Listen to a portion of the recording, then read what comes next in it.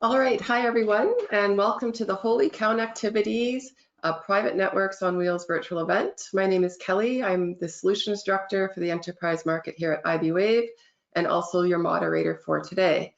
We're excited to have you join us for what we hope will be an insightful exploration of cells on wheels, otherwise known as CoW, technology and how they're being used to fuel event-driven private network use cases. In the webinar today, we're going to dive into the power of CoW for private networks, understand its unique advantages over traditional mobile networks, and explore its diverse applications from enhancing experiences at large events to providing critical connections in emergency. We're joined by George Oakes from AWS and our very own Nazem Chowdhury from iBwave, who are going to share their knowledge and experiences and shed some light on the future of connectivity with CoW. And George is also going to discuss how AWS simplifies the deployment of these networks today. So just a couple of housekeeping items before we get into the content, right? So we will be recording today's webinar. Everyone will get a link to that. We will be doing a question and answers session at the end. So we encourage you to use your questions box there in the GoTo webinar panel and send us questions as we go. And very exciting, anyone whose question is chosen for today, we'll be sending you a free CoW-nectivity t-shirt. Okay, so let's get started by taking a look at the agenda that we're going to cover for today. First, we're going to have an introduction, just understanding the concept of private networks on wheels. And then we're going to dive into 3 different sessions. The first session being enabling applications and use cases using this cutting edge equipment. Session 2 will be planning considerations for special events, so looking at it from a design perspective. And then session 3 is where George is going to talk about deploying these networks using AWS private 5G. Then we're going to have a little bit of a panel discussion for 15 minutes and open up the floor for questions that come from all of you, which again, we encourage you to send them in to us. Okay, so I'll just take a minute here and introduce you to our main speakers. First, we have George Oakes from AWS. He is a senior solutions architect there, specializing in private cellular networks. At AWS, he works with AWS private 5G and partners to build solutions and capabilities that help customers to adopt AWS technology. Before AWS, George was focused on designing, deploying, and supporting RAN and core networks for mobile operators, and was largely involved in both LTE and 5G deployments. So thanks for being here, George, and bringing your expertise with you. Our other speaker is iBwave's own Nazem Chowdhury, who is market director here at iBwave. Nazem has well over a decade worth of experience in the telecom industry and has worked closely with OEMs and network operators worldwide within his various roles at iBwave over the years. Right now, he is focused on market development and particularly on converged networks. He is considered a go-to brain at iBwave for all things in-building wireless, and particularly for 5G, private networks, IoT, and Wi-Fi. So thank you to both of us for joining us today. Before we jump into the content everyone is here for, I'm just going to give a very quick introduction to iBwave. For those who don't know and who are on the webinar today, iBwave has been around for about 20 years in the in-building wireless industry. We first got our start as software for designing cellular networks in building. Since then, we've largely grown and expanded our portfolio to cover more than cellular. We have over 3,000 customers around the world that include many of the top tier operators, system integrators, OEMs, and enterprises. And we've also expanded technologies in our software for survey and design that include private networks, carrier networks, Wi-Fi, IoT, as well as public safety. Okay, so let's get into the good stuff. At this point, I'm going to hand everything over to you, Nazem, and you're going to start by talking about what private networks are on wheels and the different applications and use cases that they enable. Yeah, sure. Thank you, Kelly, and thanks everyone. And it's exciting to be here, and it's exciting technology to speak about. And I just really enjoy talking about this technology because it brings a lot of the benefits that you have in a traditional network, but it makes it actually portable and mobile. So essentially, when you look at a private networks on wheel is a mobile, self-contained network solution designed to provide dedicated, secure, and high-performed network infrastructure in a very flexible and transportable package. So as you see here, it's essentially a trailer with a tower associated to it. All the components are very similar to a tower, but it's made to be flexible, self-sustaining, and it allows you to customize your network and also allows you to integrate with 5G technology. So having this technology makes it very transformational is just how quick and portable it is. And in various use cases that we're going to talk about in the coming slides, it's about getting the benefits of a network in a very transportable fashion. And in certain cases, you need something on demand. You need something very quickly. You need something for high peaks of capacity and such. So this is kind of a solution that allows you to enable certain use cases or very specific use cases where you need this levels of coverage for a very specific amount of time. Maybe it's for a specific event, or maybe it's for a period of time where you're working on some type of construction and such, but it enables you, essentially at the end of the day, it's to enable you to have the connectivity you need for the devices you need for a certain amount of time. And the reason why this is so transformational is because it's a self-contained network. It has the security of a network. It has the security of a network, but it's also very easy to deploy. It allows rapid deployment. It allows flexibility, and it supports various different industries that we're going to talk about in the next slide here. So essentially, like what I was talking about before is it's very similar to a tower. It has very similar equipment, but what's really specialized about it is that it is portable, it's self-sustained, and when you look at the equipment involved, you're going to see that it has similar equipment as a tower or similar as base stations. So you have your cabling, you have physical enclosures. What's important with CoWs as well is you have the right the right power to power this because it's self-sustaining. So you also need backup systems, you need remote management, and a lot of this equipment could also overheat. So it's also important that you have temperature control, environmental control inside these CoWs. But at the end of the day, you have your core network, radio unit equipment, you have your network management equipment, you require your backhaul connection. So very similar, you have the same equipment. You also need to have the cabling to support connecting your radios and connecting all your systems together. But what makes this very interesting is when you look at what comes with it. So you have, like I mentioned in the previous slide, you have security, you have flexibility, you have the ability for rapidly deploying for these specific use cases where you have a need for very large amounts of capacity for a certain time frame. And it supports multi-industries. So think of different use cases, and this is just some example use cases. So as an example, event connectivity, which is what we're going to speak about today. So at an event, you're going to see massive peaks of data requirements, of bandwidth requirements, of latency requirements to support an event. So you're going to have a peak in data usage, and sometimes your network in your facility cannot support it. So you might need something like a CoW to support a special event. So sometimes you have thousands of users who are going to really peak your capacity at a certain amount of time. So event connectivity is one of the key use cases. Think about when it comes to the construction industry. So you have a certain project, a certain development that's being deployed over the period of months, and you're going to need the proper communication to go back and forth within all the workers, within that specific area. And in some cases, those areas are not developed. So it's harder to bring in connectivity in those areas. So having a CoW is something that, like I mentioned, it's self-sustained. It's a self-sustained network. So it could provide that temporary connectivity in construction sites, as an example. Festivals and fairs, same thing that I was mentioning with event connectivity.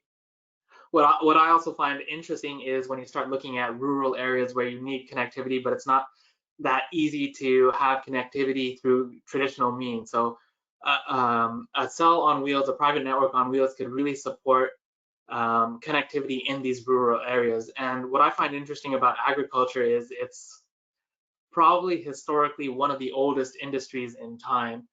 But when we start seeing the benefits that connectivity and IoT can bring to this industry, this is how we start seeing how 5G could start becoming transformational.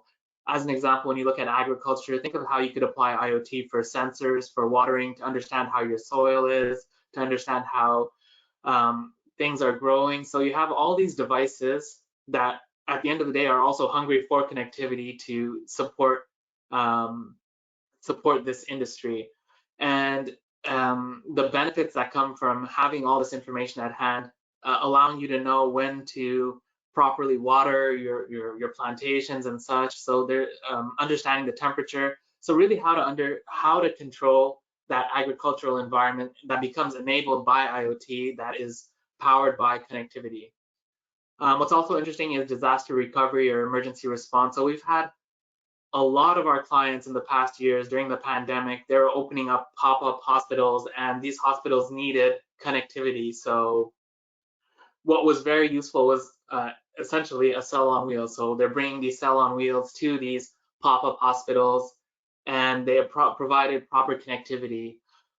And what I'd also say, what's important in all these industries that we talk about is a lot of them are being fueled by IoT. So in the medical devices, the agricultural devices, construction, even in construction, and IoT is really something that enables a lot of the use cases that 5G is promoting.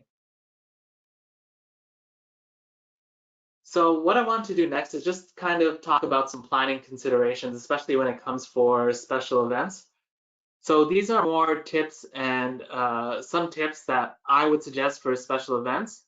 And the use case that I'm going to talk about is an event. So think of an event. You're going to have massive peaks of capacity during certain time periods, or during certain hours. You're going to have thousands of users congregating in a certain area. And we want to ensure that they have proper connectivity. So I'm going to use the software just to highlight the use case, but not so much talk about the software, but just to demonstrate different applications and how to take these tips into consideration. So this event was a kind of a multi-use facility. It was a hotel, but the hotel also had a large area in the middle for special events, like a concert, as an example.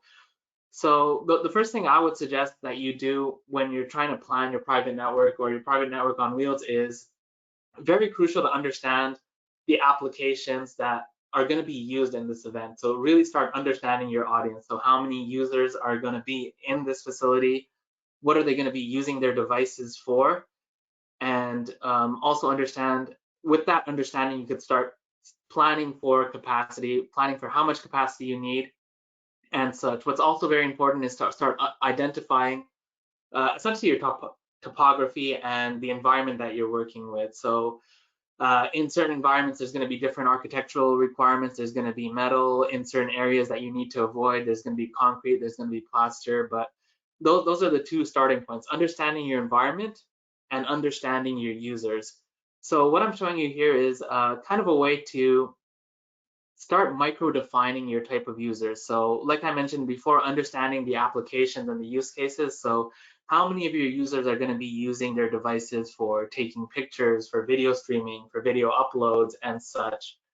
And also to start understanding how many users you have in certain areas. So what I find is very useful is to start being able to define essentially what I was talking about. Take your users and take your environment and start understanding the appropriate mix in certain areas. So in this area in the middle, what I'm showing is this is where people are going to congregate. And when they're congregating during the concert, they're going to be using their devices for very specific needs. And what I'm showing you here is also how you could start defining how many users are going to be on cellular and how many may be on Wi-Fi, as an example. So in this example, I said there's 2,000 users. And they're in an environment where it's more conducive to a concert environment. But there's going to be other environments in your facility as well. So there's going to be lobby areas, and people in the lobby area are not going to be using the device the same way they're going to be using in the concert area. So it's really about micro-defining different environments and understanding the behavior of different users in those environments. So that's exactly what we're doing here. And what is also important is as you deploy these networks, you start getting more and more data about how users actually used their devices in these environments. So you could take that historical data and also use it when it comes to planning as well. So that's also always an important step. So the next step is really to identify, so you have different equipments, different throughput requirements. So understanding if you have the appropriate equipment. And when it comes to a cell on wheels, one of the most important equipments is going to be your transmitter and understanding how they transmit. So looking at how their antenna patterns, if it's omnidirectional. So if you're using antennas as well, if it's omnidirectional, is it directional? But this could help you identify using the right equipment for your right use cases. So when it comes to planning, there's usually, especially for an event, I would say the tip that is most important is to really look at two different factors. And it usually ends up becoming a trade-off between coverage and capacity.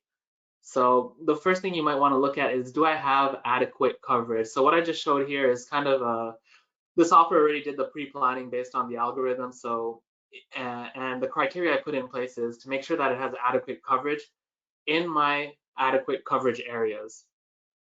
So something that is also important to take into consideration when it's an event like a Cell on Wheels is where you actually do need coverage. So if it's a special event and audiences are restricted to a certain area, you want to ensure that your coverage is restricted to that certain area. So as you see the areas in dark, those are areas that are restricted. So this could be very important when it comes to meeting your ROI and making sure that you're not over provisioning and you're not spending money on equipment for coverage in areas that you actually do not need. So the first step, what I just showed was ensuring that we had appropriate coverage in the appropriate areas. But the next thing I wanted to see is, based on the distribution, based on the capacity, based on the user behavior, am I going to have adequate capacity in all my areas? And so here, what I'm showing is that with the right appropriate planning and based on the user mixes that we had, we do have appropriate coverage and appropriate capacity everywhere. So it's a good way to take into account essentially if you're going to have appropriate coverage. So when you talk about coverage, is if your users are moving around during the facility, making sure that they don't have drop calls, making sure that they have excellent grades of services, and with capacity, if they're using their devices for certain features or certain applications that we labeled before, to ensure that they have both the capacity and coverage that they need. So that would be the first tip and first suggestion. And like I mentioned before, what you're seeing here is this is the area that the users are going to actually congregate or actually need connectivity. So we really focus the design with regards to that. And here you could also see different maps. So if you want to see what kind of data rates are available in different areas, you could run these maps and see them as well.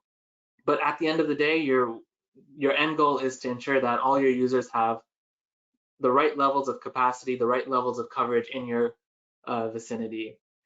And I always suggest, with proper planning, think about also when it comes to the investment you're making. So if you, with the right steps of proper planning, you can make sure that, hey, I do have coverage in the right areas. I didn't over provision. I didn't spend more than I needed to. And I'm getting all the requirements I need for my end clients.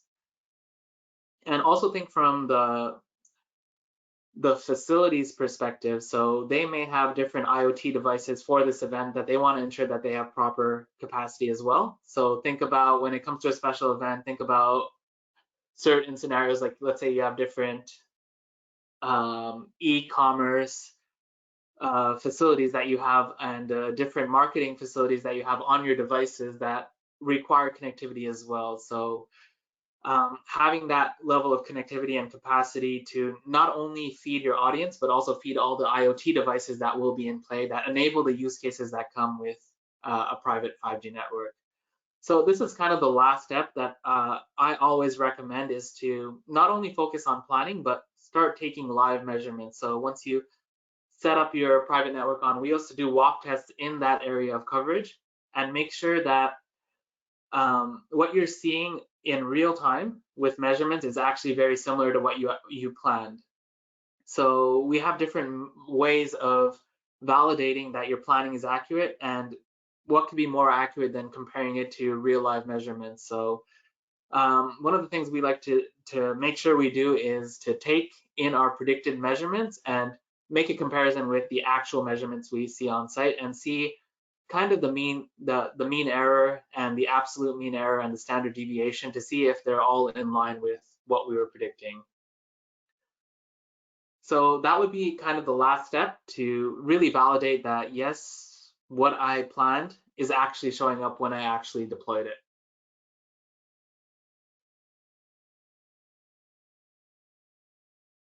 All right, thanks, Nazem. That was all great info. Thanks for going through that. So at this point, I'm going to hand it over to George from AWS, who's going to talk specifically about deploying with AWS and how their focus is really on simplifying the deployment of these types of networks. And he's also going to cover a real case study of a deployment that AWS has done in the field. So looking forward to it. Over to you, George. Thank you, Kelly. So yes, on the next slide, what I want to do is just give a little background introduction that for AWS, we've really been doing private cellular networks for over 5 years, probably well over 200 customer type engagements, activities, and this is really bringing the AWS technologies together. What you see by that is I've kind of categorized on the screen what we would call the do-it-yourself, and this is what I'm talking about, where we've worked with partners and customers in essence to customize and bring together solutions that meet their specific requirements and services globally. We've also done iterations of this offering in such a way where we've also come up with this year what's called an integrated private wireless offering. And this helps a lot with the selection of components, and when you think of the RAN and core and other pieces of it. So this is stuff that is out there. AWS, of course, does a lot of things, so I just want to make sure we level set. And what we're going to talk about today is really on the right side. This is about a managed service offering, one of the over 200 services that AWS has, called AWS Private 5G, or just shortly called P5G. And this is especially useful in event environments where it's useful for just simple deployments of radios in which any customer venue can then basically deploy, scale, use the equipment as needed. And this is just something that happens in a matter of days, if not truly hours, just to get things up and running. So on to the next slide.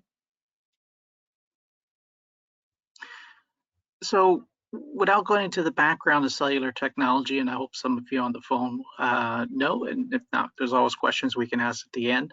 There's the components of the AWS Private 5G offering, and that's really on the left, which is spectrum, hardware, and software. So the spectrum we use today is the CBRS band. It's limited to the US. Our offering is today is limited to the US with the CBRS shared spectrum. And for the spectrum, we're utilizing small cell radio units, example that you see in the picture there under the hardware. And then you can have one or more radio units depending on your site and the purpose that you're using. And of course, with that comes the SIM cards that you would put into the devices that would be used by our customers. In the cloud, which is sometimes different than most other designs, this is where you would have the actual LTE core and RAN software that are running. This is also supporting the Spectrum Access System, the SAS, for the CBR operation. This is where you would have anything to do with metrics, CloudWatch, any type of security things you can see in CloudTrail. That's part of the VPC that's dedicated to you for the private 5G offering.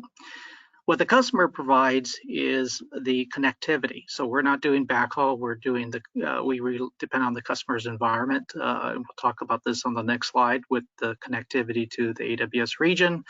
networking so that these APs can come up initialized. So that's basically DHCP using DNS on the local network. And where you put the SIM cards in, the customer devices. So these are what would be supporting the LTE band 48 type of devices that are unlocked for the AWS private 5G network. So this is in summary the components and the customer provided responsibilities. So let's go to the next slide. Wanted to simplify this hopefully as much as possible, but if we kind of look at the customer premise, the example being a stadium, it could be a hotel, it can be an outdoor venue, it can be a park. We'll go to an example that was mentioned by Kelly. We're going to cover the use case that we actually deployed for a customer. But the customer's premise is really where everything starts at, right? So knowing the devices, knowing what that profile of the data is going to be, knowing how many there are, you basically put a SIM card, which is on the device that connects over CBRS spectrum to the private 5G radio unit, P5G-RU. That can be one or more radio units depending on the design plan. From those radio units, we provide then, we depend on the customer's infrastructure to provide the connectivity. If you think about it, many times you could see customer environments that would use events. Primarily, one of the ways would be to support scanning or push-to-talk functions, kind of the operational technology setups that are out there. This is all connected basically. It comes in different ways, and when I say internet, I mean this could be everything from an AWS Direct Connect, regular ISP connection, could be over satellite, could even be backhauling this over a telecom network if it supports it. It's all about basically understanding the data and how much needs to traverse. One of the elements here is basically that P5G core in the center resides in a US AWS region. This is a dedicated per customer implementation. So if you have like a SIM card from one network, a SIM card from another network, they can't get on each other's network, even if they're from AWS, separate customers, separate networks. If you ever gone to like your computer and say, what is my IP address? That IGW is known as the Internet Gateway. You would get a public IP from which your end devices can then connect to any public endpoint. So this can be AWS public endpoints for our services. This can be third-party SaaS endpoints, your own data center, kind of a VPN access or other cloud endpoints. As I was saying earlier, inside the core, this is basically where there's also the ability to provide data and information about the health of it for things like CloudWatch and security as well. But this is a basic architecture of what we have today in the current offering of the feature set. Next slide. So this is a little bit simplified, but what I wanted to emphasize a little bit was the devices. This is usually some of the challenging points, shall I say, when it comes to instantiating a cellular network for private use. Most of us think I can just use my cell phone. That's one of the challenges I always say is basically first, is it unlocked? Second is support the CBRS band in the US or the appropriate bands that are needed. Those are some of the challenges there, and that really applies to all the devices that you're trying to connect to a P5G radio unit. There's different ways, in essence, if you don't have that capability, whether it's LAN for things usually like video or higher bandwidth requirements, you can use Wi-Fi. These are usually kind of gateways that are great for like little MiFi or close proximity devices. Not something you're trying to really duplicate a whole Wi-Fi setup, but this is just more of close proximity. There's other technology gateways like LAN, but it's really about connecting the devices. Ideally, the best way is to just put a SIM card into the end device, and you don't have to worry about another layer downstream management. And that's really the options that give flexibility. Because if you think of like events, some of these POS systems and stuff, they don't natively have cellular capabilities. They might, but they may not. some of the devices that do, they may not support the appropriate CPRS band for the US. So these are ways to kind of bridge that gap when it comes to connectivity options. Going to the next slide. Just some examples here. If you go to look up the AWS partner device catalog, you can see some of the devices. We list actually devices we've tested, kind of qualified for AWS private 5G. I'll say this is not a finite list. Really, our starting point is from the OnGo Alliance. If you look at devices that are out there, well north, I think, of 600 devices that would work on the CBRS, you got a 99.9999% chance, basically, they should have no issue connecting to the AWS private 5G offering. But this is just one place where people have devices, they want to have it known as basically tested with AWS private 5G. This is a place where we catalog that. Going to the last slide. This is probably the more interesting one, is, as alluded to earlier, where have we done this before? So there was you can see the link down there on the bottom, but this is a public blog that's out there. You can read more in details. But in essence, what we did was we went to a park, this is in Bakersfield, California, where there's really no infrastructure. And there's an event every year, it's called Lightning in the Bottle. And you take, in essence, a park that has nothing of technology and then build out a whole network infrastructure. So yes, there's the site planning activities that go on, not just for cellular, but also for Wi-Fi. Those things have to take place for, proper coexistence. But then you start to say, okay, where do I want to anchor things? And one of the things that they wheeled out is, in essence, the CoW, the cell on wheels. So with that aspect of things, just giving you some example, we put one radio unit, which is kind of in that slide on the picture on the left, kind of the purple image is where we planted it, called the RU, where the radio unit, you can see like a little boom crane going up there to put the radio unit on that mast. That's kind of the final position on the picture on the right. But in essence, we deployed a total of 5 radio units across the facility. This was just specifically the cell on wheels. In this case, and in the solution, as you can imagine, that box, the center picture, there's that cabinet. If you were to open it up, in this case, there was really just networking switches. There really wasn't any servers or any other things out there other than power and the networking switching infrastructure, because everything else was actually backhauled from that cell on wheels tower over a 60 gigahertz point-to-point link that was actually terminating to the ISP point. So it was a very clean, nothing really in the ground connections that were scattered across this venue. Like I said, for more details, just take a look at the blog link over there. And yeah, that's pretty much some of the examples, and we're more than happy to talk about this as we get to the last Q&A session. All right, thanks so much, George. So we're going to dive into the more interactive part of this event, which is the forum questions, and then we'll get to the Q&A, of which I'll say there's a lot of questions coming in. So that's great. Keep sending them to everyone here. All right, so the first question, how does cell on wheels deployment really differ from a more traditional mobile network and infrastructure? In particular, why would you use it over more traditional infrastructure, especially, specifically to the use cases discussed today? Nazem, do you want to take that one? You're on mute, Nazem, I think.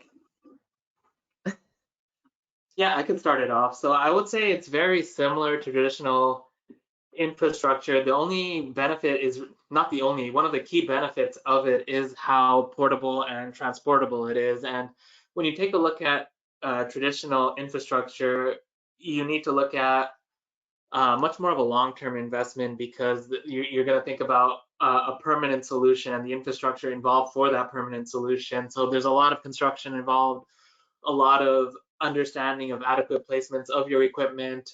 Think of the aesthetic issues of where you're going to route your cable, because everything that you're doing in the traditional infrastructure is going to be permanent. And when it comes to your facility, aesthetics is also a big factor.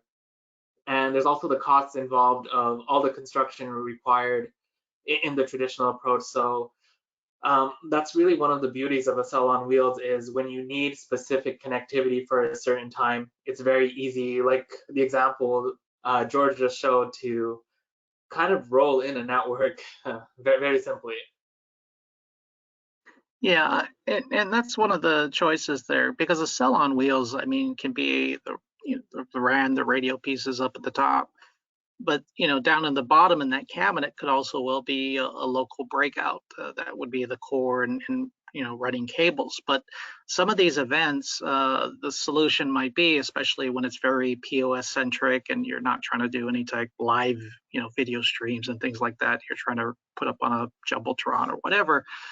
You have the ability to remote all this traffic. So to really save on, from the event side, save on labor costs, save on some of the cabling and other things that just trickle down as the expense of doing stuff. This is one very useful option that we find a lot of customers are really using this as for their deployments. And the beauty of it with CBRS is that they can take this implementation and they register it, of course, with the SaaS. And then basically, if they wanted to move to another venue, another site, they just pick up the radio units and go to the next location. And again, in a matter of hours, they turn up a network. Okay, great, thanks. So George, this question is to you. I'm sure it's one you might get often. So AWS calls your solution private 5G, but today, LT was mentioned. So maybe you just want to talk a little bit about what the difference is and why that's the case.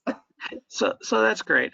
When the service launched in 2021 at reInvent, one of the things we had to look at the market was basically where we're going. And this is the solution named AWS Private 5G is basically where we're heading. And the technologies, which is really our features, and we release a lot of features based on customer feedback and where we want to go.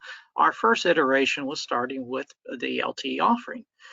And you would say, why do you do it that way? Well, really what we heard from customers, their use cases and their needs and what was available from the devices and the cost of a lot of these devices that would be going towards customers. The LTE solution, really, quite frankly, worked with 85 to 90% of the use cases. Sure, you got things like autonomous guided vehicles and you wanted to do more heavy streaming. But we're like, the masses were best served with the offering we have today. And quite frankly, we are a customer-driven company. We're always working backwards, and we are looking at those features as well as other options to the data path in the future. Okay, great, thank you. So one question I hear a lot, actually, and we got a couple of them, is around spectrum, right? So what kind of spectrum is really available for these private networks? And then how do you actually get access to the spectrum? And is there really a risk of, I guess, running out of spectrum when you're using them in these use cases? So that's several questions, but let me try and layer that in there. So right now in the U.S., and the U.S. is different from international spectrum rules around public cellular networks. So in the U.S., there's the Citizens and Private Radio System, so CBRS. You have a tiered architecture. There's incumbents, there's priority, and then you have the general access, or the GAA. And that's basically what we're working in with. So that's the 3.55 gigahertz to 3.7 gigahertz. So as a GAA license, it's a little bit like first come, first serve. So if you kind of roll up to your event, or you're setting this up wherever it might be, and there's nobody else using, or there's available spectrum, you're free to get that. There is always that remote chance, basically, where some incumbent or some operation that requires the spectrum to be cleared, part of that band might vacate, so you may only have part of it left. So that's kind of the elements of spectrum. Now, it's shared spectrum, but it's shared in a tiered sense.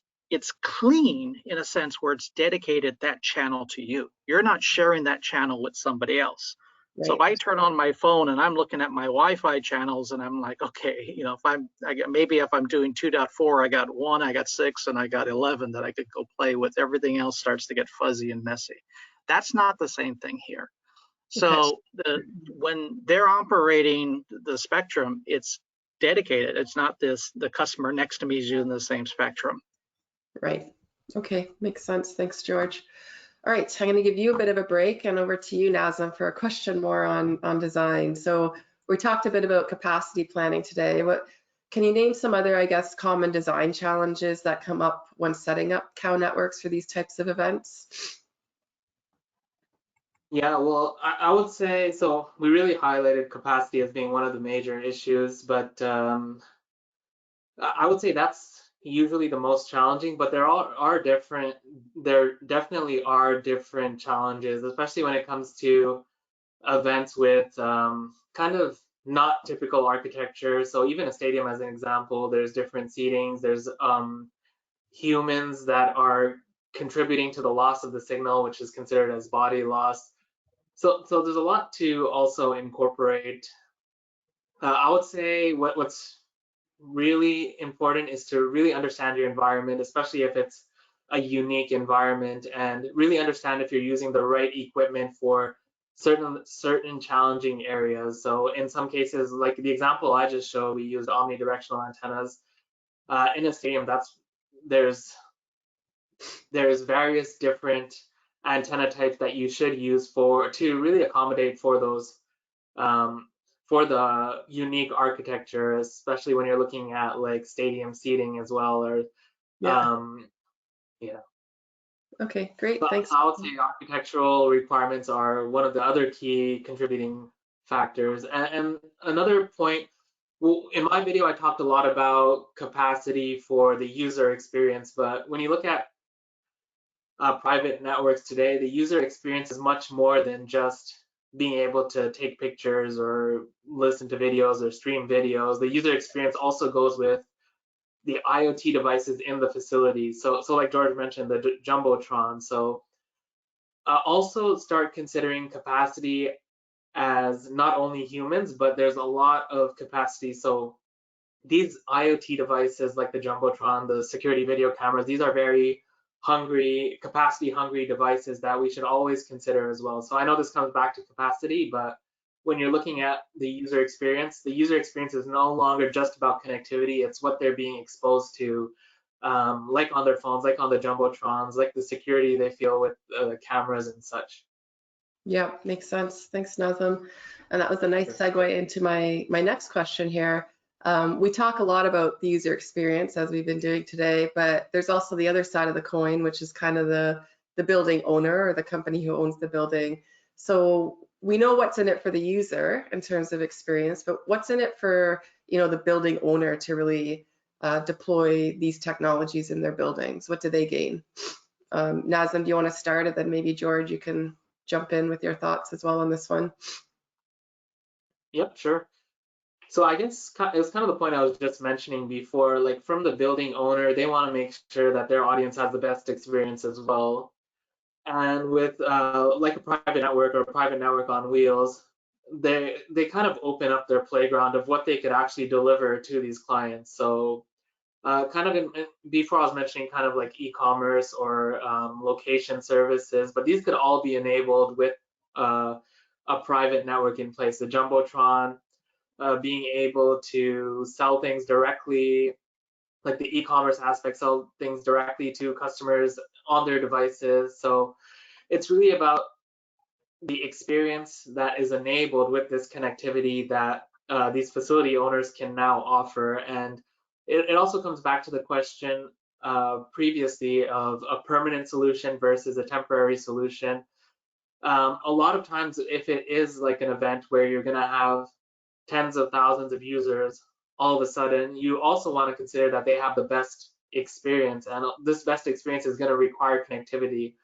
So traditionally, you would kind of have to ensure that you have the proper infrastructure in place, but having something like a private network or something simple like a private network on wheels that enables that connectivity, it also means that you enable all the benefits that these IoT devices can offer as well.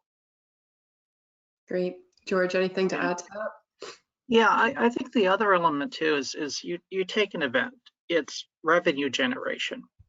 right? So at the end of the day, you'll want to make sure as a venue owner or provider of technology connectivity on that venue, all the little kiosks, all the little booths, again, what's going on with the business can transact, right? So there's the operational side of the technology, and then kind of like the IT or maybe more the public WISP elements of things.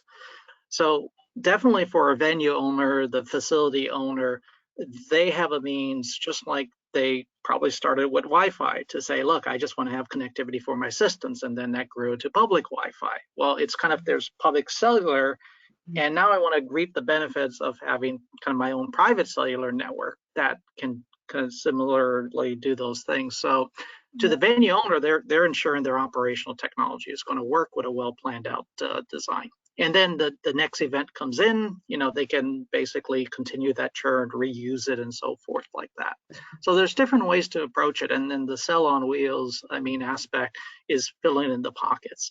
I think if you're having a large 10,000, 20,000, a large scale event, you probably might get a mobile network operator driving in their CoW, but that's going to be for the public network. So this is where you can have control of your destiny for your operations. Yeah. And I think that's a really key point, the ability to gain control kind of over your own wireless and the security and the reliability for your kind of mission critical applications that are going to be on that network. Great. Okay, so we talked a lot about, designing and deploying networks. Let's talk about once those networks are deployed, how can we go about validating and monitoring the private networks, or how is that done today? Maybe I'll start with you, George, and Nazim, you can jump in with your thoughts on that one too. Sure. So for AWS, everything is through our console. This could be basically the web console or even through our APIs. So when we look at the elements of like how many devices are connected, how much data is being transferred, the status of the access points, all of this in essence for AWS is all taken into consideration and put into our CloudWatch.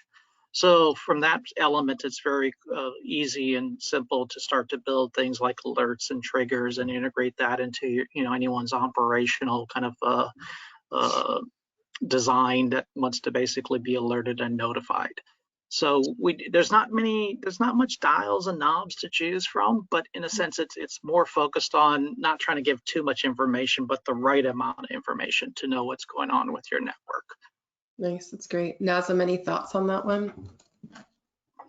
Just kind of a point that I was mentioning in the webinar before. So something that's very beneficial of monitoring as well is for your next project. So understanding how the users are behaving. So if you start seeing trends of how they're using devices, and the more data you have, the better. And even the more you could split it into different demographics, the more powerful it becomes. So having this historical data, having ways to monitor it, can help you in your planning for your next event. So I really appreciate that part of monitoring, is just understanding how the users are behaving to help you plan for capacity plan for the next event that's coming up. And also there's also different ways to ensure that like in the webinar I showed, you could also ensure that you have proper connectivity by doing walk tests and finding blind spots, or making sure that your high priority areas are adequately covered. So I always find that walk test is very essential for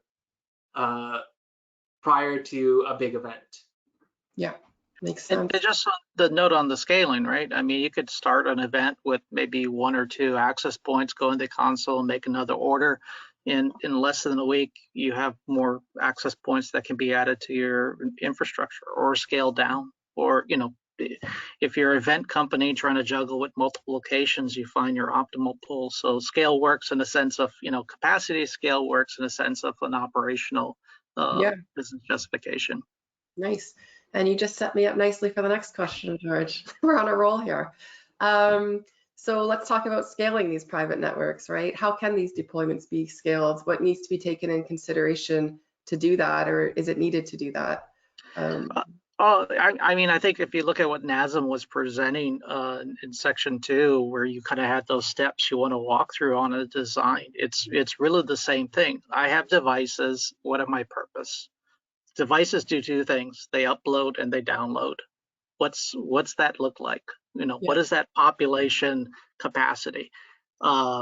Remember, these are little small cell access points. These are not your giant macros that sit across a mobile network operator. It would be cost prohibitive if you're trying to bring that internally. But for the most part, basically, you need to understand your upload and download capabilities. And this may drive the factor on how many access points you need, which would drive your design factor, where you place things, how you're going to have to organize your spectrum and all those different things. So that's a big piece in my mind, is just understanding the business use, and then work backwards to see what the solution looks like.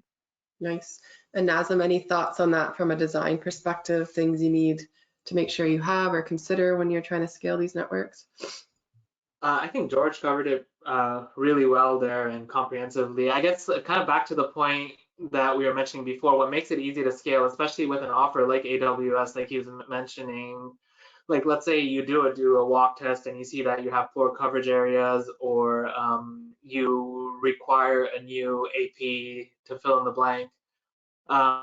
With an offer like AWS, like you mentioned, it's just a couple of days and you could have that in place. So it becomes easier to scale when you have a partner like AWS that could enable that very quickly. Okay, great. And maybe just one more question for this section, and then we'll jump to the audience Q&A, because we've got a lot of questions and want to make sure we get through as many as we can here.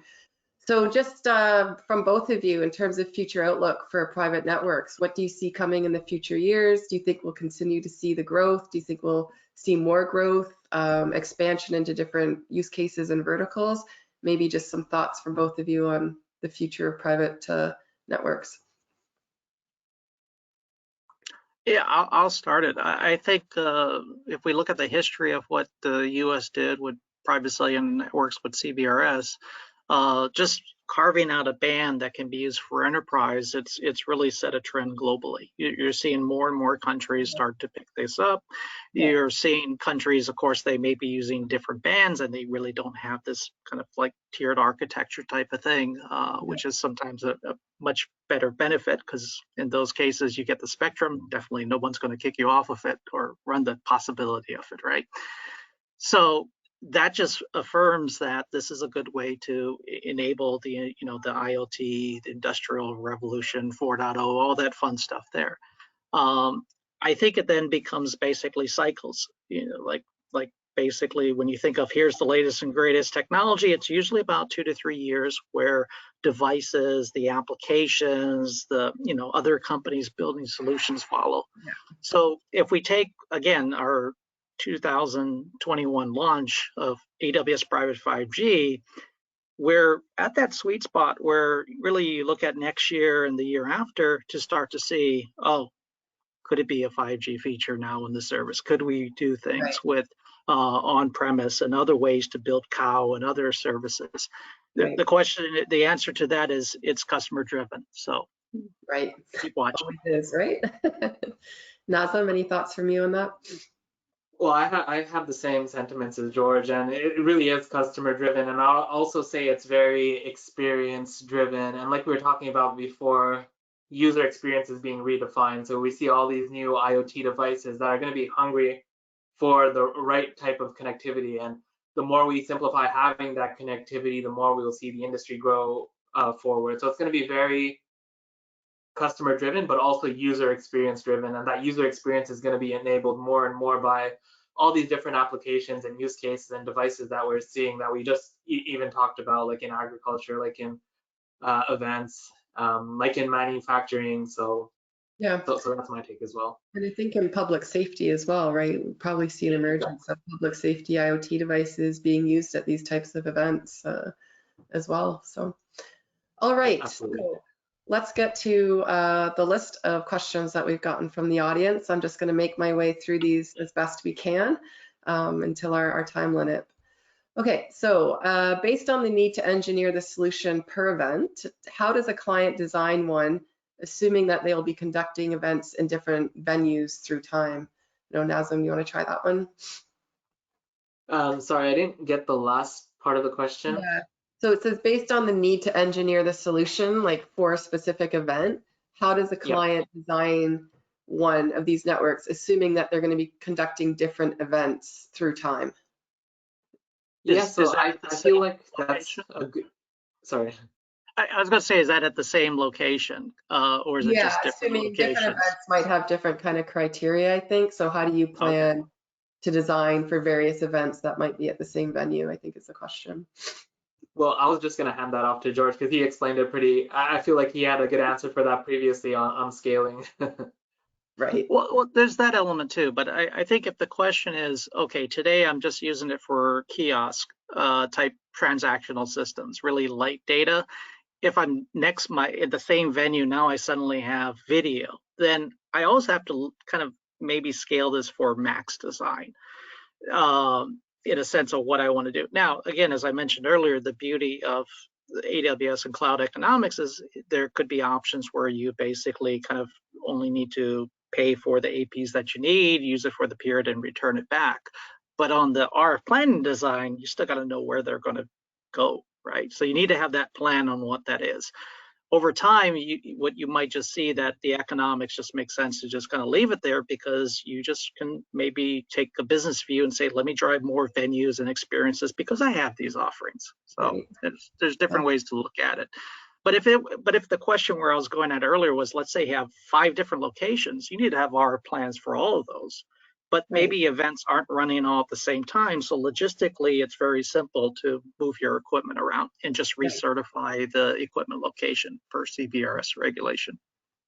Makes sense. Yeah, and I would say just on my end, if it's in the same location, so something that we always suggest as a best practice is to always treat your venue as essentially a digital twin. So you have an event one day, you know what kind of infrastructure is in place already. So when it comes to scaling to new use cases or new devices that you need to support, you already know where your equipment is, you already know what kind of coverage you have. So if you need to add more small cells or if you need to add more small cells or more devices or more equipment, you could just layer them on instead of redoing a whole design every time. So it's always a great practice to have a digital twin of your venue, also the data that we capture of that venue, but also when you're evolving to continuously evolve your digital version of the venue to support different events and different use cases, and always avoid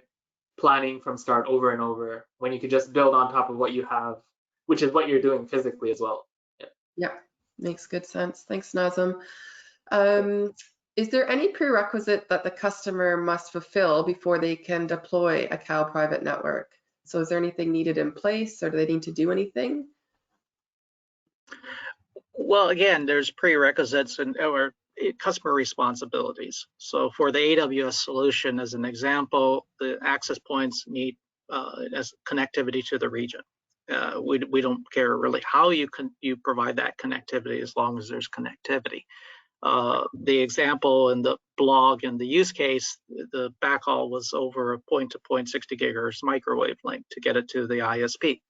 So there's many different ways to provide it, but that again, and then the devices that you're actually doing. So that's pretty much the prerequisites. Other than that, the solution is designed to basically be up and running in a matter of minutes. Of course, you deploy things will take time, but in essence, that's really the, you can start transmitting in a matter of 5 to 10 minutes. Yeah. The next question here is around how do you connect the APs if it's a temporary installation, but I think what we talked, it's not really a temporary installation. The event itself is temporary, but this network can kind of stay in place to support future events, well, or it depends. So again, like the use case, the blog, that was a temporary thing. It wasn't a stadium, so the infrastructure came and went. In this case, it's really power. And these access points are really, they're 1 watt radios. If you really wanted to be eco-friendly, you could do a whole solar design. If you have sun to be able to do it, run it all off of power, you can just basically use point to point. Like I said, keep it like 60 gigahertz, get away from the Wi-Fi bands down in 2.4 and 5, and you have a connected solution. Oh, that's neat. Have you seen a lot of those types of deployments using solar, just out of curiosity? There's been requests to do it, and for us, it's just power. As long as you can supply the amount of power and whatever your source is, it's not a big deal. So Nice. that's kind of like the nomadic event, right? It's one day in the park, the next day it's gone. Right. Yeah. Okay. And For you, actually, I think on that point too, you think of it from a FEMA perspective. You could also kind of look at that for disaster response and those type of right. things as Yeah, well. yeah, no, great point. For you, George, what international frequencies does AWS operate in for their private 5G solution? So the more do-it-yourself and the IPW, there are other bands, and the the private cellular network bands tend to be N77, 78, and 79. But that's not something that's associated to our private 5G managed service offering today. Okay, great. And next question is, does private 5G support ESIMS? And I'm hoping you know what that is because I don't. eSIMs? Yes. Okay, eSIMs. It's all in capitals, so I didn't pick it up. Yeah, it's something we get a lot of requests for our customers, and we're evaluating when that's appropriate to have as a feature set. Okay, great. What happens to connection when the CBRS grant is lost due to disruption of SAS connectivity or preemption from ECS? That sounds like an answer that's already known, right? So that's part of CBRS. We can't cheat the system. You're not allowed to free run it. Otherwise, you'll have the FCC knocking on your door and taking your stuff away with maybe a bunch of fines. So you do have to have heartbeats, and in a matter of basically 4 minutes or less, everything needs to work. And then I can't remember the exact seconds, but it's usually under 5 minutes. You got to vacate if you do get an ESC event, Okay. which is basically an incumbent that you have to clear the channels. Okay, great. Does the customer need their own SaaS license? No, that's all part of the managed service for the AWS private 5G offering. If you're doing other things, kind of the traditional do-it-yourself, you may have to do that. Just depends how it's bundled with the offering. Yeah. And how about the SIM cards? Does AWS provide the SIM cards part of the service and take care of the CBRS licensing, which you just answered? Yes. All right. In AWS, can you provide connectivity to public mobile operators? No, it's basically if your device supports multiple SIMs, that's pretty much the way you're going to get connectivity when you're not connected to the private network to that. There's no roaming ability with the offering. Okay. Especially considering the potential speed of these deployments, does AWS have any relationship with E911 provider, or is that handled by the customer ahead of the deployment? So in a classic sense, this is a data network. So we don't do anything like neutral hosts. We don't do anything that supports really traditional calling on the phone or traditional texting. So if you're using OTT services, like this event could be running over a CBRS environment, it's all basically data. Then that's fine. So if as long as the service on the device is a data-driven service, it's not a kind of a VoIP, in the classic says IMS, those type of things, then that's fine. Okay. Do you have or have heard of any successful deployments using Starlink or other satellite communications as backhaul? Actually, while it's not in the blog, we were doing some pre-testing, and there was a backup path to use Starlink as part of that solution. It wasn't in there, but it does work over Starlink. I've connected the device directly to it. Neat. Okay. Nice. Are there any latency issues with the cloud-based LTE core and the setup shown for the Lightning event in California? So the latency we typically see is maybe 80 to 100 milliseconds, depending which region you're in and where your location is. Again, this is not something you're probably going to do with, again, streaming things to a Jumbotron where you got to kind of, trombone the whole thing back, or automated guided vehicles. But I'm basically doing a card swipe. If you can do 1/1000, you already got a transaction happening. So most people are fine with that. I know we got the goldfish mentality of basically attention spans, but it's pretty quick. Yeah, okay. Does the end customer have to provide the ISP/backhaul in every Yes. AWS? Yeah, so we don't do the backhaul. Yeah. Yeah. I mean, I've actually tested this through a GeoSat, and it works. Oh, nice. Okay. Hellacious latency, but it works. Right. How does the performance of a private network with the core hosted in the AWS compare to a more traditional approach? Traditional as in Wi-Fi or traditional as in public cellular networks?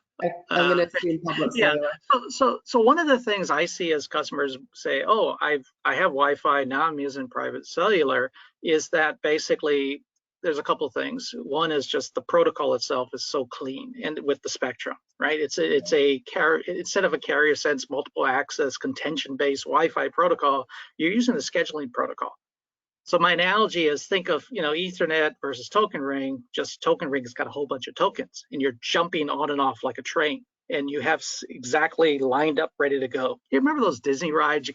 They get you all queued up, ready to go, and then one group off, one group in. It's kind of like that. It's very efficient. So it's very clean spectrum. It's very efficient handling of the signals. It's all orchestrated based on the signal quality.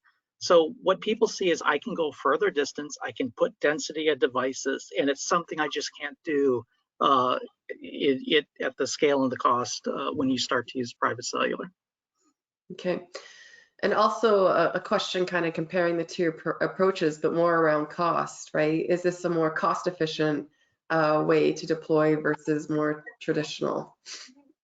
So again, I mean, there's TCO things you can kind of look at from that perspective, but what you tend to see is, and this is customer feedback, maybe indoors, I may be able to reduce my access points, maybe 3 to 5, what I was doing traditionally from a Wi-Fi standpoint.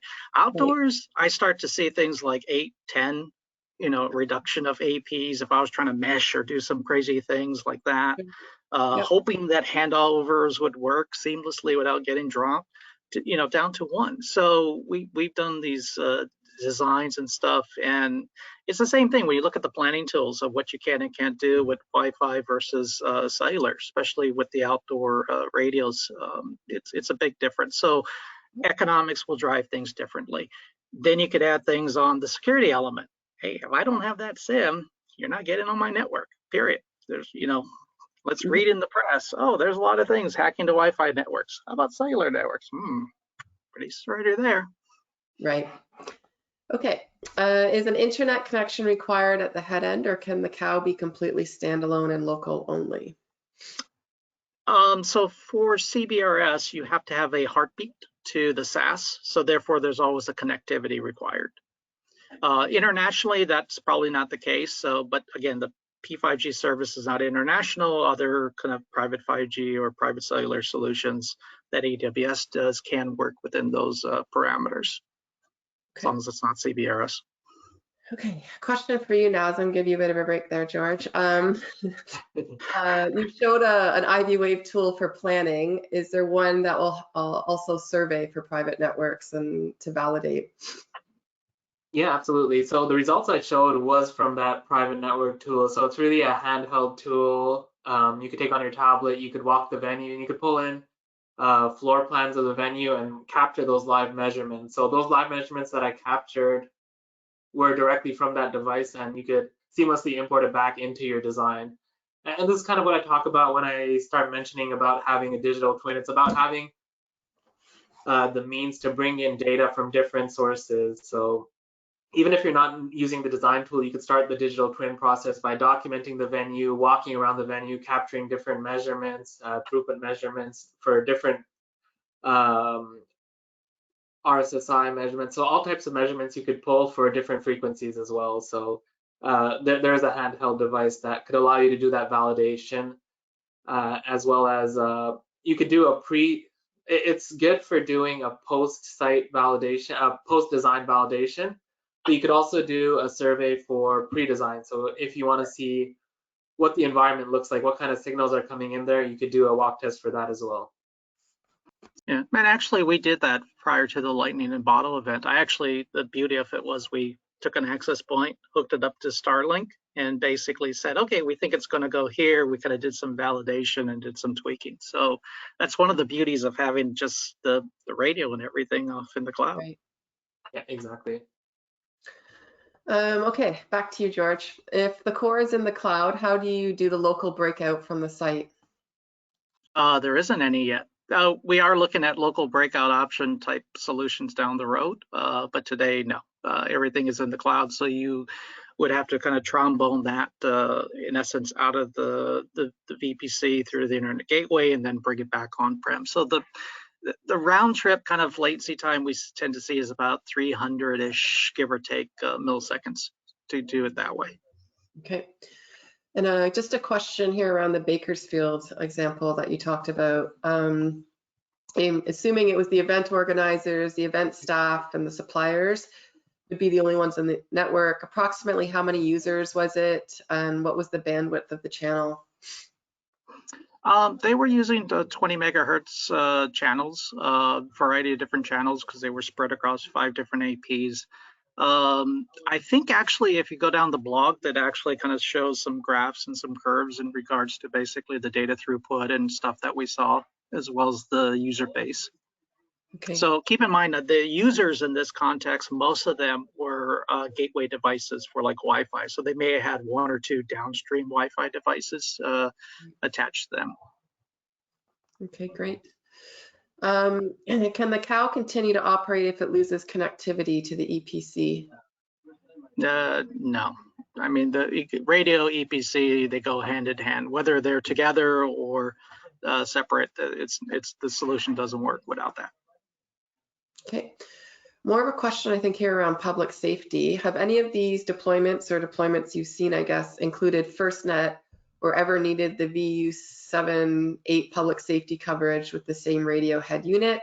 Or are they more typically deployed with separate CoWs alongside the IoT and cellular devices? Any insight on that?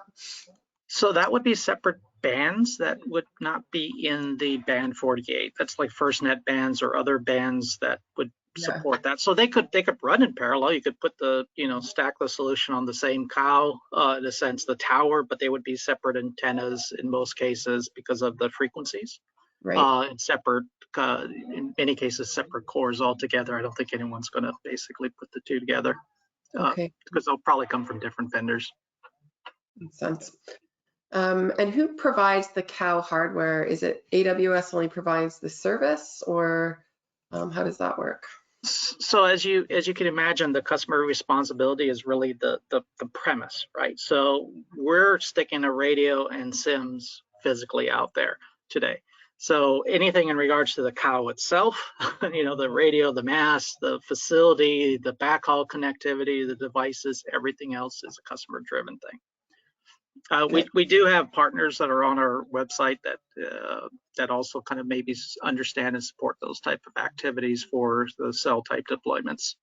Okay, I'm just going to finish up this question before we move to the next slide, where we have a kind of a giveaway for everyone in terms of education. So just quickly, George, if people are interested in the AWS solution, how do they go about accessing it or learning more about it? It's on our website. Basically, it's a little connect to us or reach out to us. That'll be one way to do that. Okay, and we'll send that maybe in the email to everyone after the webinar as well. Okay, so Nazem, mind slipping just to the next slide there. I think we've concluded the Q&A section for this. So just wanted to let everyone know with us that we have a free Fundamentals of Private Networks course available on the iBwave Wave Runners community, which is our community with all of our online courses. So there's a free one there waiting for you with the Holy Cow 2023 discount code. So if you head over there, you can access that for free, or you can use the QR scan code there as well. All right. And I think at that we've hit our time. So a big thank you to everyone who's joined us today. We hope you found the informational insightful and valuable. Big thanks to you, Nazem, and to you, George, for joining us. Much appreciated, and wishing everyone a great day. Thanks for having us. Thank you. Bye. Thanks, everyone.